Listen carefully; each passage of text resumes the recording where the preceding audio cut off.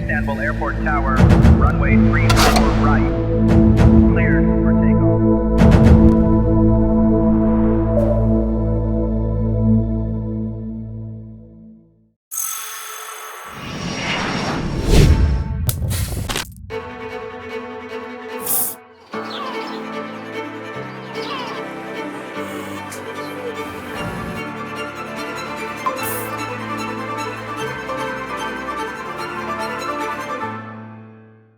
Bir yemeği ilk önce gözlerimizle yeriz derler. Ama bazen gözümüzün hayır dediğini burnumuz evet der. Ön yargıları kıran, bizi o ilk çatalı almaya ikna eden şey görüntü değil, yükselen o davetkar kokudur.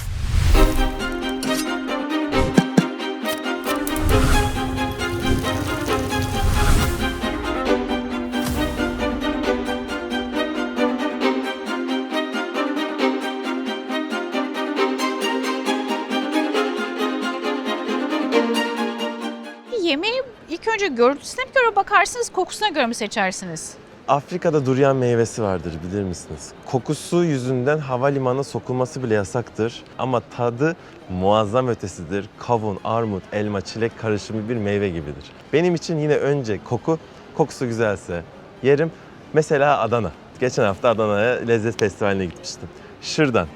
Şırdan gözün kapalı yersen dünyanın en güzel yemeğidir bence. O baharatıyla, kimyonuyla tadı, tuzu muazzam. Ama görüntüsüne baktığınız zaman bir tık itici olabiliyor. O yüzden benim için koku her zaman öncelikli. Görüntüsü güzelse ekstra, tadı zaten genelde muazzam oluyor. Koku kaybı olunca hayat kalitemiz değişmeye son yıllarda anladık. Yani görme engelli olursak hayat kalitemiz çok değişiyordu da koku körlüğünde çok bir hayat kalitemizin değişmeyeceğini zannettik ama yemeklerin tatlarını almadık, kokuların tatlarını almadık, duygu gelişmedi. Kokularda davranışlarla ilgili doğru orantı sizce nedir? Yani aldığınız bir koku bizi nasıl etkileyebilir? Bir koku var, bir tat var.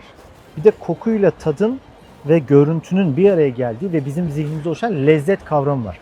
Lezzet kavramı için de aslında bir üçüncü rota var. Bu rotada bizim yemeği ağzımıza attığımızda yutkunurken genzimizden doğru gelen koku molekülleri. Şimdi koku duyusu olmadığı zaman birey sadece tatlı, tuzlu, acı ve ekşi alıyor. Ama bunun içerisinde hangi aromalar var, hangi baharatlar var, hangi meyveler var bunları tanımlayamıyor. Tatlıyı tatlı olarak tanımlıyor. Ama o tatlının içerisindeki aromatik kokuları veya karamelize bir şey varsa onları alamıyor. Dolayısıyla eskiden de bunu bildiği için o ona daha lezzetsiz bir şey olarak geliyor. Daha böyle suni bir şey olarak geliyor ve yeme davranışı bozulmaya başlıyor. Tat ve damak. Yani bana çok uzak bir konu olmasına rağmen o damaktaki lezzet. Siz bunu kokuyla nasıl tecrübe ediyorsunuz? Bizim için önce koku. Çünkü biz önce hissetmemiz lazım. Hani böyle bizim sıcak yemeği, tencereyi açtığımız zaman o buharın, o lezzetin havada uçuşmasını şöyle bizim bir eski tabiri vardır. Mutlaka biz soluruz. Çünkü hissettiğimiz koku tadın aslında %70'i diyebiliriz.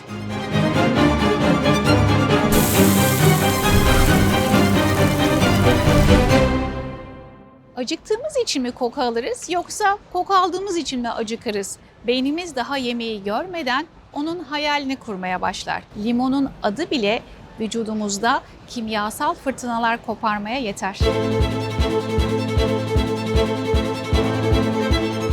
Mesela limon tadını bilmeyen bir insana ne derseniz deyin limon onda çok bir şey yapmayacak ama birkaç kere limon tatmış birisi limon adını duyar duymaz tükürük salgısı başlıyor. Çünkü zihinde oluşan imgenin beyin sapından tekrar yukarı beynin bilinçli merkezlerine varacak kadar çok böyle bir nöral türbülans oluşturduğu bir sistem var içeride. En önemlisi de tat ve koku duyusunun gittiği tractus solitarius diye bir çekirdek vardır beyin sapında.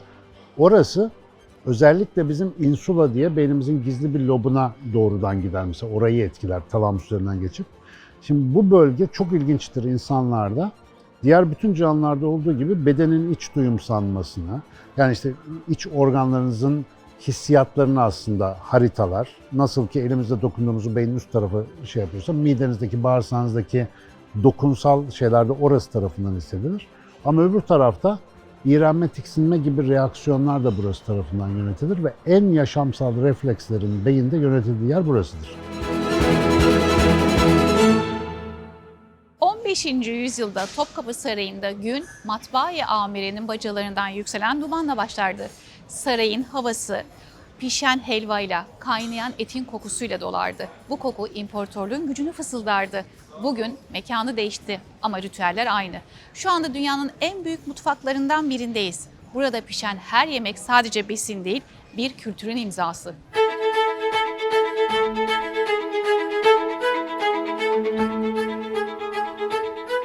İstanbul tarih boyunca farklı coğrafyalardan hep göç aldı. Farklı coğrafyaların ilgisini çekti. İster elçiler olsun, ister göç amaçlı gelenler olsun, ister sadece doğudan batıya, batıdan doğuya gidenler için bir köprü görevi olsun. Hep bir kültürün merkezi oldu. Şimdi bu kültürde de baktığınız zaman farklı mutfaklar ve farklı kokular var mı? Farklı kokular ve mutfaklar var. Gündelik yaşamdan tutun da yeme içme alışkanlığına kadar aslında birçok kültürün katmanları hala var. 9. ve 11. yüzyıllarda İstanbul'da bir Viking varlığı söz konusu. O dönem burada olan Vikinglerin de İstanbul'un lezzetlerini kendi memleketlerine götürdüğünü biliyoruz. Bizans önemli bir mutfağa sahipti. Bizans'ın tükettikleri de bugün kayıtlardan okuduğumuz kadarıyla envai çeşit av hayvanlarından tutun da aklınıza gelebilecek tüm lezzetler, kokular saraylarda tüketilmişti.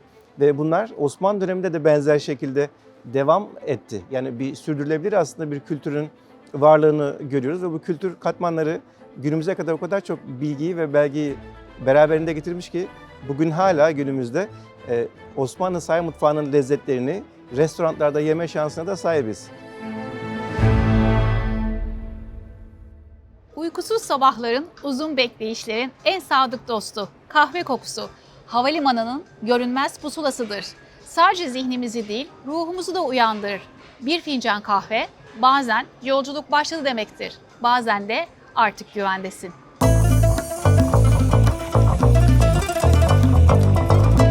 Kahve İstanbul'a ne zaman geliyor? İstanbul'a ilk Yemen'in fethiyle Osmanlı'ya dahil oluyor 1517. 1543'te Özdemir Paşa ile Yemen valisiyle saraya geliyor ve artık kahveyle Osmanlı Sarayı tanışmış oluyor ama buradaki dönüm noktası 1554 yılında şu anda da gidilip ziyaret edilebilir durumda müze olan Tahtakale'de dünyanın ilk kahvehanesi açılıyor. Bu çok değerli bir bilgi, çok değerli bir başlangıç noktası. Kahvenin üzerinden de aslında yine gündelik hayatımızın kültürlerini devam ettiriyoruz. Tabii. Üzüntüde, mutlulukta, kız istemelerde, hatta misafir karşılamada ilk önce kahvenizi nasıl alırsınız sorusu var. Çünkü onun kokusuyla beraber bir anı, bir diyalog başlıyor. Nurbanu Sultan'ın, daha doğrusu Nurbanu Sultan'ı ziyaret eden bir elçinin eşinin kendi ülkesine yazdığı mektupların anılarında şöyle yazıyor. Nurbanu Sultan'ın ikram ettiği şerbetlerden bahsediyor, ağzına attığı kokulu şekerlerden bahsediyor. Bir de orada hemen kumda pişirilen kahveden arkadaşlarına bilgi aktarıyor. Kahvenin kokusuyla mıdır yoksa ambiyansın güzelliğiyle midir bilmiyorum. Kayıt altına almış hepsini hiç unutmadan. Nurbanu Sultan çok önemli bir karakter. Venedikli aslında bir asilzade. Zekası ve güzelliğiyle 2. Selim'e eş oluyor ve kahvenin Venedik'e geçişindeki en önemli karakter. O dönemdeki ticaretlerde. Bizim kahve tarihimiz açısından da Avrupa kahve tarihi açısından da aslında çok bilinmeyen ama en önemli karakter diyebilirim. O zaman ben bir soru sorayım size kahveyle alakalı. Bu özellikle parfümeri mağazalarında, şeylerde böyle parfümleri koklatırken birden fazla kokularda bir ufak kutu açarlar. Onun içerisinde artık 3 aylık beklemiş bir Türk kahvesi vardı. O da kokmaz zaten. Ama onu böyle burnunuza sokarsınız. Burnum çok güzel. Artık her kokuyu alabiliyor dersiniz. Bu doğru mu yanlış mı? Doğru bildiğimiz yanlışlardan. Hayır, süper. Çünkü plasebo etkisi yaratıyor muhtemelen. Kahvenin benden çok daha iyi biliyorsunuz yoğun bir aroması var. Şimdi 5-6 kokudan sonra bir parfümör değilse yahut parfüm işine uğraşmıyorsa kişinin burnu yoruluyor. Kahvenin de yoğun bir aroması var. O burun aslında şoklanıyor. O saatten Şoktan sonra dolayı. tabii o saatten sonra ne gösterseniz beğenecek. Yönlendirilme başlıyor.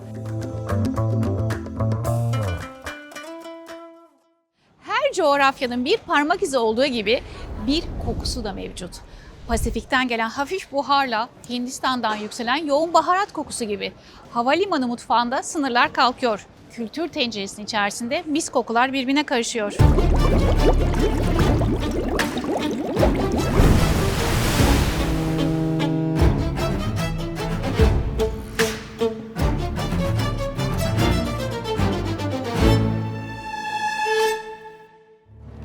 Her coğrafyanın, her şehrin kokusu var mı?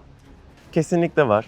Ben Paris'e indiğimde ilk başta o şehrin kokusundan sonra adım attığımda gelen o hamur işi. İşte Japonya'ya iner inmez benim için o nem kokusu ve o balığın, deniz mamullerin kokusu. Yani Hindistan'a indiğimde Delhi'de aldığım o baharat kokusu. Kahire'ye indiğimde aldığım o tozun kokusuyla birlikte karışmış yine o et, şavarmalar, onlar bunlar. İşte Beşiktaş'ta Karadeniz döneri vardır. Oranın yanından geçtiğinde o yağıyla birlikte efsane. Kesinlikle bence her ülkenin, şehrin kendine ait kokusunu olduğunu düşünüyorum ve zaten kişiliktir yani o şehrin.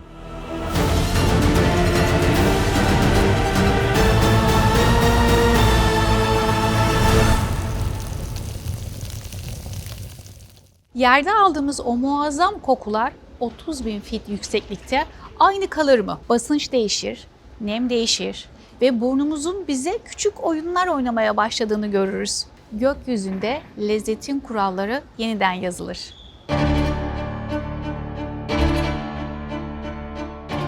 Uçakta mesela bizim koku duyumuz ve tat duyumuz değişir. Evet. Daha farklıdır. Mesela ben şöyle söyleyeyim. Uçakta, yani normal hayatta hiç çok tüketmeyeceğin bir su vardır. Domates suyu. Uçakta herkes domates suyu içmeyi ister. Sever. Eskiden beri. Çünkü domatesin algısı uçakta daha farklıdır. Yerdekinden daha farklıdır ve çok lezzetli gelir. O yüzden domates suları hep eskiden beri uçakta var. Bununla ilgili araştırmalar yapılmış. Yani o Çok domatesin suyunun tadı ve domates suyunun lezzeti uçakta daha farklı algılanıyor.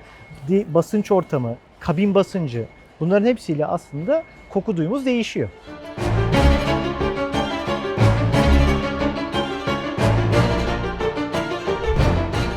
Lezzet aslında bir beyin bestesi. Her lokma hem tat hem koku notasıyla bir melodi oluşturuyor. Bir tat geçer, kokusu kalır. Yolculuğumuz burada bitiyor mu? Hayır. Bir sonraki bölümde görüşmek üzere.